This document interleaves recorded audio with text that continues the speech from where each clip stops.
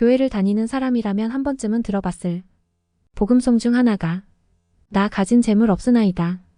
이러한 가사를 쓴 작사가는 어떤 사람일까? 개인적인 흥미를 가지고 책을 읽어보게 되었다. 책 속에는 부끄럽고 놀라운 이야기가 가득했다.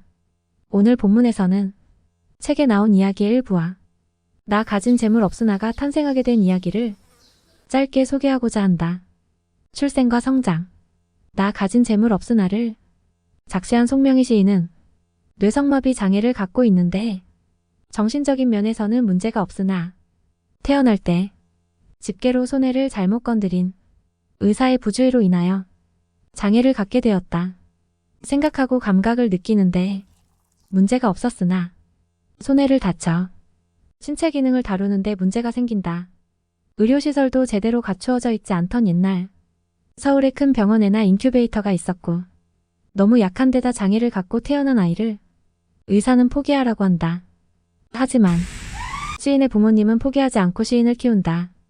시인의 어머니는 처녀일적 가난하고 병든 사람들을 돌보며 독신으로 살겠다고 하나님께 했던 서원을 지키지 않아 문제가 생겼다는 생각마저 하게 된다. 장애를 가지고 태어나 학교도 제대로 다니지 못하고 일상생활도 부모님의 도움을 받아 겨우 했던 송명희 시인은 교회에서 살다시피 하며 교회에 자주 다니게 된다. 그녀는 어머니에게 엄마는 아기를 자연유산도 잘하면서 왜 난 이렇게 낳았어? 나도 그렇게 유산해버리지 왜 이렇게 낳은 거야? 하는 등 원망 가득 어머니를 탓하기도 한다. 폐질환을 앓고 있던 아버지는 약한 몸으로 인해 결핵으로 입원하기도 하고 피를 한가득 토하기도 하며 자주 쓰러지고 어머니는 3번이나 자연유산을 하는 등 가난하고 어려운 어린 시절을 보내게 된다. 신앙생활, 시인의 아버지는 믿음을 받아들이고 술, 담배를 끊고 치료를 받기 시작하고 자가용 운전기사로 일하기 시작한다. 그런데 신기하게도 하나님을 영접하고 난 후 시인의 아버지가 완치되게 된다. 40kg 미만이던 체중, 혈관 주사를 너무 꽂아서 더 이상 꽂을 데가 없이 앙상한 몸을 가지고 임종의 위기를 수차례 거쳤던 아버지가 건강해지면서 일을 하기 시작했고 생활이 안정되기 시작한다. 그러던 중 동생이 태어나고 부모님의 관심이 동생에게로 가게 된다. 예민해진 감정과 정상적이지 못한 몸, 누군가의 사랑을 느끼고 싶지만 오는 건 순간적인 동정뿐. 시인은 어머니가 미웠고 하나님이 원망스러웠다.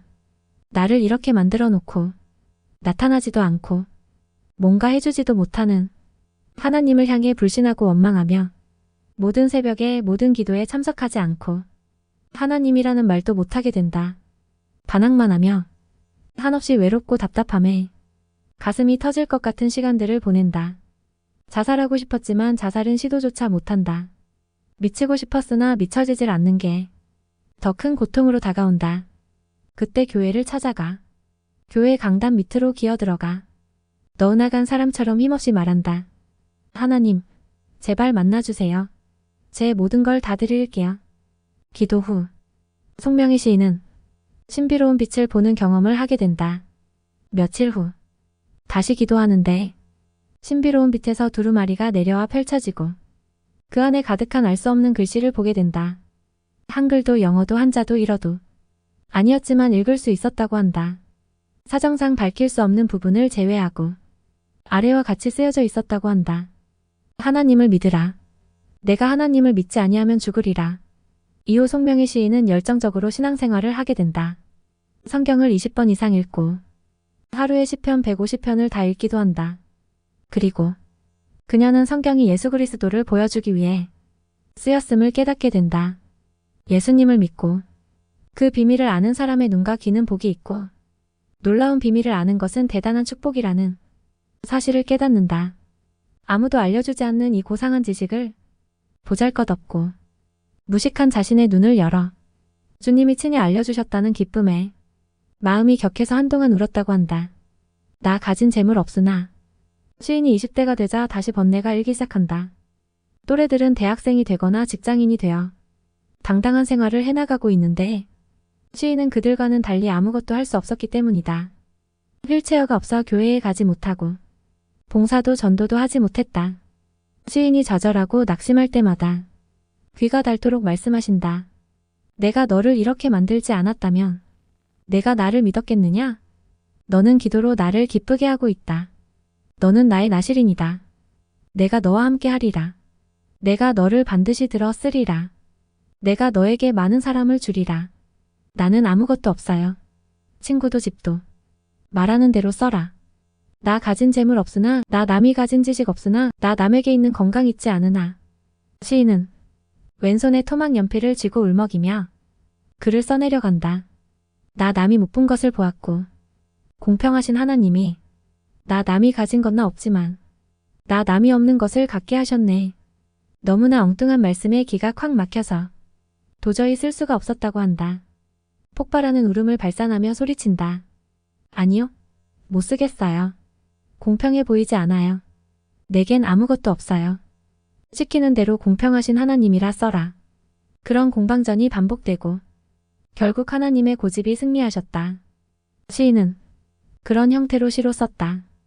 단어 하나라도 맘대로 할 수 없었고 맘대로 하더라도 다시 지우고 불러주시는 대로 써모은 것이 노트로 몇 건이 되어 갔다고 한다.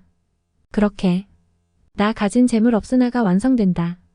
나 가진 재물 없으나, 나 남이 가진 지식 없으나, 나 남에게 있는 건강 있지 않으나, 나 남이 갖고 있지 않은 것 가졌으니, 나 남이 보지 못한 것을 보았고, 나 남이 듣지 못한 음성 들었으며, 나 남이 받지 못한 사랑 받았고, 나 남이 모르는 것 깨달았네. 공평하신 하나님이 나 남이 가진 건 나 없지만 나 남이 없는 것을 갖게 하셨네. 이후 애청자로서 즐겨 듣던 극동방송에 출연할 수 있게 되고 시인의 어머니가 시인의 시가 책으로 출판되기 원한다고 얘기한다. 시인의 시가 책으로 출판되고 널리 알려지게 되고 시인은 여러 사역들을 다니게 된다. 그러던 어느 날 극동방송의 부사장님과 미국인들이 시인의 집을 방문한다. 시인을 미국으로 데려가 좋은 치료를 받게 하자는 이야기가 나왔다며 맡겨보지 않겠냐는 이야기였다.